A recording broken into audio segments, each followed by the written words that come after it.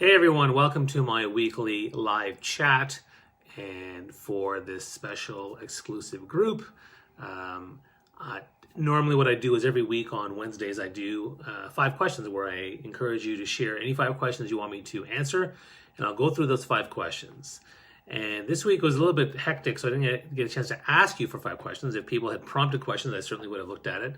But I'm here now, and I'm happy to open the conversations to questions that you may want to ask. It's also the end of the month, which means that's also when I typically will do my end of the month call where I'll take someone in here and say, hey, let's have a chat, and we'll have a little back and forth and talk about whatever it is you want to talk about, and talk about challenges, things like that, and maybe people in the community will get some benefit out of hearing what we have to say. That light's really bright. Let me see how this looks here. Whoops. I think it's pretty dark. Maybe I'll lower the amount of this light. Let's see, can I do that? Let's see. Less. Okay, that's better. There we go. That's better. All right. So in the absence of any questions people may have sent me, let me start by sharing one thing which is interesting, an update for you. So recently LinkedIn has reached out to me through their agency to do LinkedIn stories. And so normally you do stories on Instagram, Facebook, and even Twitter has them now too, but LinkedIn's doing them as well. And they want me to do stories. And so I met with them, and they say, well, we want you to focus on two areas. One is diversity, amplifying diversity, and the other one is career growth. And so what that means is I'll create stories, and then I'll send them to them, and they'll actually post those stories that I made on the LinkedIn Stories channel, which is far more broad and obviously will get me far more attention. So I'm very excited about that. And so I did my first one yesterday, and what we did was we created a list of questions, and the one we did yesterday was on what is allyship. And so I thought I'd talk a bit about that right now, because why not? You're a special group, and no one else is outside the group is getting this, so you'll be able to take this information. You can also check out my stories. There's only 5 pieces of 20 seconds each, so it's only a minute, but I'm going to spend more time with it on it here with you. And also, I think it relates very much to our journey as well, because whatever your career or personal journey is, we all have struggles, and we all have challenges, and we all have barriers. And so, being a better ally to people who have barriers is also a way for you to be a much more effective leader, a much more effective connector, a much more effective community member. And so I think it's going to serve us really, really well.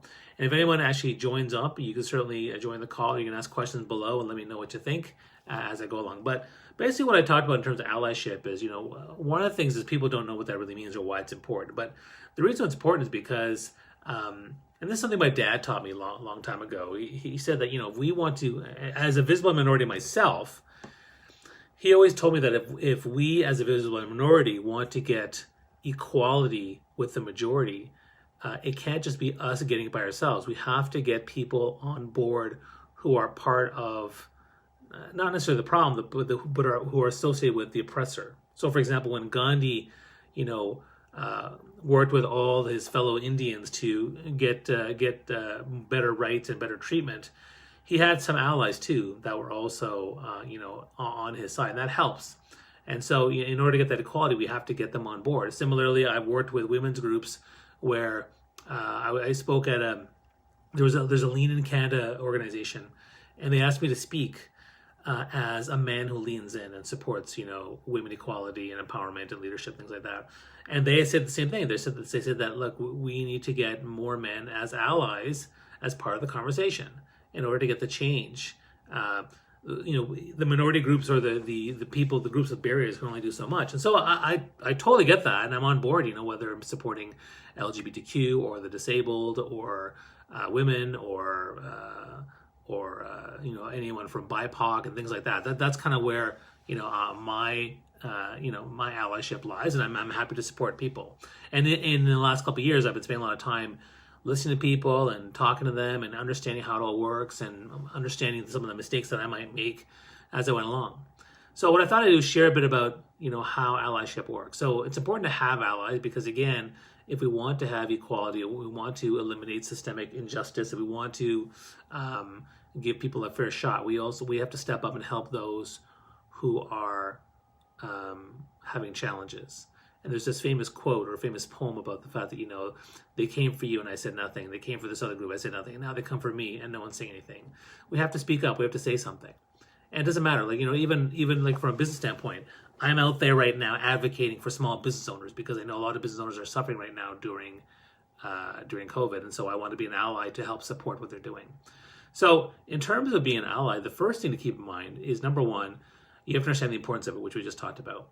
Number two, the first step is really about listening. Listening with empathy to understand what people are going through. So instead of listening with judgment or listening to refute or just, seeing what people are saying or feeling and dismissing it, we have to really take off our lens or our biases and unconscious biases and really listen to what people are feeling, what they're going through, and understand how that works, how systemic oppression works across the board. And that's a very important thing for us to really understand. So listening with empathy, I think, is a really important thing. The second thing that comes into play is doing your own research. So, it's not up to those other people to educate me. Now, so for example, I shouldn't expect Black or Indigenous people to educate me on their issues. I shouldn't expect LGBTQ people to educate me on their issues. Some do, which is great, and I appreciate it, but it's upon me and for me to take that interest and to learn about it and find the right sources, right? You can certainly ask, what are the right sources for me to go and do my own research? Those are good questions, but it's important for us to take ownership of that and do that versus just saying, I'm an ally. Like, what are you doing about it? What are you doing to actually, call it out and talk about it and learn? So researching is certainly a very, very important piece. Another thing to keep in mind is that, you have to speak out. So learning about it and saying you're an ally is not enough. You have to speak out. So often on Twitter, particularly when it comes to kind of the three main ones that I often deal with, which is, people who are attacking Black or Indigenous people, or people who are attacking women, or people who are attacking LGBTQ. I'm out there and I'm, sharing my thoughts and defending them and speaking up and all that kind of stuff. And that's what I do. And I'm very active about that, particularly because there's a lot of cyberbullying out there and a lot of people who are, trolling. And so I try to do a good job of trying to do what I can. And sometimes, I make a mistake, which is the other tip, which is realize you're going to make mistakes. We all make mistakes, and that is going to happen no matter what. And so how you handle those mistakes, you can certainly shut down or say, I'm just trying to help. But that's not really, you should just listen and you should understand, ask questions and not get upset when people criticize you, because people will criticize you and offer critique and things like that. You have to keep learning and researching and owning what you're doing as you go along. And so that's an important piece too, that, you are going to make mistakes. And I remember actually one time I had a conversation on Twitter where I said something, and one person, she was a trans advocate named Charlotte Clymer, and she got really upset with me. And then I messaged back and said, wait, I don't think you get what I'm saying, because I'm actually supporting what you're doing. And then it went back and forth for 3 or 4 times. And finally, when, after 3 or 4 tweets, she finally said, okay, I totally get it. Sorry. You know what? It's just that, I'm triggered because there's a lot of people out there saying stuff and maybe they don't know what they're talking about and maybe they should shut up. But it sounds like you really want to advocate. You want to speak up. You want to listen. And I said, yeah, I do. And I'd love to do a call. And she's like, yeah, let's do a call.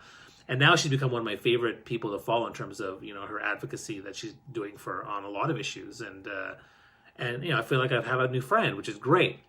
So, again, that's another thing about allyship in terms of, what you can do in terms of knowing that you're going to make mistakes and being willing to adjust. And again, let's apply this philosophy to business, right? Everyone in this group is having challenges of some sort. Maybe you have a challenge with a boss. Maybe you have a challenge with unemployment. Maybe you have a challenge with you're a small business. And so, we can be better allies and support for one another as we're going through what we're going through. In fact, I recall there was there was an issue that someone had mentioned, I think Marissa had mentioned about, dealing with some toxic people at work. Well, if it's because she's a woman, then yeah, that's something we should stand up for and call out and find ways to support what she's trying to get through. And I think that's an important piece to keep in mind, right? Anyone else has similar issues, yeah, we have to call out those things. And you're seeing people out there are struggling in different ways. Small business owners is a really good one because, yeah, COVID's really interesting because, as a small business owner, I've been impacted negatively, but I'm also very much into ensuring that we beat this. And so I'm willing to take strict precaution to beat it and do the right thing according to science and evidence for myself and for my fellow business owners and for my kids, so that I want to get back to the normal. Absolutely. Even though it impacts me negatively from a business standpoint, technically speaking. So but that's the place that I'm in. But as an ally, your empathy is also about not worrying so much about your group in terms of what you're dealing with. The idea is to take your feeling and empathy and try to relate it to what other people are going through, and then use it as a lightning rod to support and help them overcome the barriers that they're going through. And that applies to a lot of things that we even do here in this group. So that's really what Allyship is. And today, actually, on the LinkedIn stories that so what I do is I share my own stories on LinkedIn, Instagram, Twitter, and then LinkedIn is going to share the same stories. I'm not sure when, but I'll let you guys know when that happens. I'm very excited about when that's going to happen. I'm not sure when, but it'll be really cool. But typically today, so I'm doing a series of them. I'm doing them every day. So today I'm doing one on career and growth. So they have 4 different platforms. One is amplifying diversity. Another one is career and growth. And so I've agreed to do those 2. Today I'm going to talk about how I got to where I am now, which is a really long story, but it'll be interesting to see how many different 20-second video stories I do to get there. I feel like it's gonna be like 5. I try doing 5 to 10, but I don't want to take up too many stories. But that's kind of my plan to try to make that happen. So that's kind of what I'm doing today on that. And if anyone is hearing the call or wants to join in with a question, you're more than welcome to share questions. I'm happy to also share questions. One thing I'll share, some of you know about storytelling, and I've done a lot of work on that. I just shared my 9th tip of my 10-part series of storytelling, and the 10th tip I'm going to hopefully launch tomorrow. That's the plan. I'm very excited about it, to finish off this 10-tip series, and then the whole idea of this is to really launch into my next storytelling masterclass, which some of you have taken, which is going to be this Saturday. So that's kind of my plan, and I'm excited, looking forward to that. But when it comes to stories, one of the things I talked about today actually is the importance of a 3-minute story, a 3-minute life story. A lot of people don't have that, but having a 3-minute life story is a really great way to brand yourself, and you can use this anywhere. You can use this when you're pitching to a client. You can use this on your website. You can use it on your LinkedIn profile. You can use this on your own blog site. You can use it as a demo reel, or for an interview, because people get to see who you are and what you're all about. And that's why having that personal story that's branded and aligned to who you are is such a powerful thing. And so I always encourage everyone to build one of these things and share it. And if anybody here has one, share it in the feed. We'll give you comments on it or feedback, and I think a lot of you can benefit from that situation. Another big thing with storytelling is the idea of how do you encapsulate my entire life in 3 minutes? Well, part of it comes with the frameworks that I provide, which is a framework around your brand and a framework around storytelling, and it's really looking at your target audience, your objectives, what are you trying to do, and then how do we make that work for ourselves. And so when you do that, you can start to key in on what are the things that are important. I mean, my life has been very long and diverse, and I've had 4 careers: engineering, brand marketing, teaching, engineering, and performing arts, things like that. I've done my MBA, I've done my undergrad. I have stories as a speaker, a coach, an entrepreneur all around the world. So how can you encapsulate? And I have my family, my kids, my parents, and how do you encapsulate who you are in 3 minutes? Well, you figure out who you're trying to help, and then you figure out what are the key things that are important. And so I focus on the whole story of my 4 careers and feeling lost, stuck, or unfulfilled. And so how I want to take people to finding more fulfillment, to finding more focus and alignment, joy, happiness, and impact. And helping them create conversations, create connections, create confidence, so that they can use the tools and technology to get to that higher level of fulfillment and thought leadership. So that's kind of what I do. That's kind of how I do it for people. That's kind of what my story is all about. If anyone's actually seen my story on my website, it's a little bit older now, but it's timeless, because what I talk about is pretty much the same I would talk about now. I've been talking about the same stuff for a while now: finding fulfillment, finding joy, finding alignment and meaning in our lives. It's a really powerful topic that everyone can relate to, because most of us are feeling that at some point or some way or another in our lives.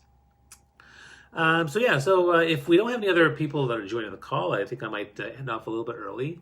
I'm excited to say that I also have another big interview later today, actually in 25 minutes. So I need to prepare for that. But I'll be doing a mock class session to teach at a college. So that'll be kind of fun.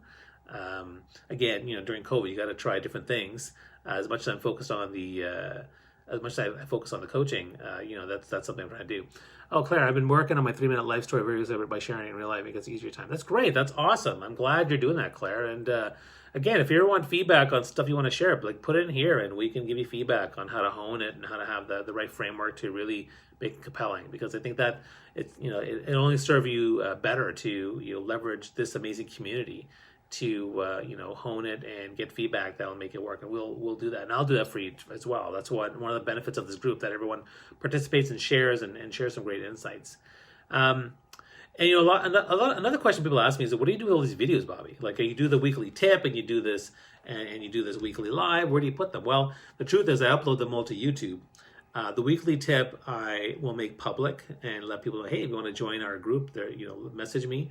Because the weekly tip's like a couple minutes, but this one I actually shared that it's unlisted. It's a private link. You can also, of course, you can all access them here in this group, but I do post them on an unlisted channel on my YouTube channel, but unlisted. So they'll always be accessible to if anybody ever wants them, or I want to access them in the future, versus scrolling through years and years of Facebook, because I'm trying to build this group up, and we're going to get more people joining us. Like I already have people in my workshop this weekend, so they're going to join this group next week. I have other people that might be joining. So I'm going to continue to get more and more clients that I want to add to the table. And good luck with your grant writing. That's actually an interesting one too. Learning about grants and how to build proper grants. I think that's awesome. And Claire, if you're ever around, you can certainly join us for this call. I'd love to actually just chat with you and see how you're doing, but I'll leave that up to you. In the meantime, I think if there are no other questions or things to chat about, I will head out. But I wish you all a wonderful week, and I still want to do a chat with somebody for the month end kind of discussion about what you're doing. So if anybody wants to have a 20-minute conversation with me, we don't have to do it on a Wednesday. We can do it, Friday. We can do it next week. Just message me below and we'll book it. And it'll be fruitful. It'll be fruitful to hear your perspective, and I'll share my take. And we're just going to have a casual conversation about stuff we're working on and what kind of support we need. That's really what it's about. All right, guys. Thanks so much. Share your comments and thoughts below, or any other future questions, and we'll go from there. All right. Wishing you a safe week. I'll see you soon.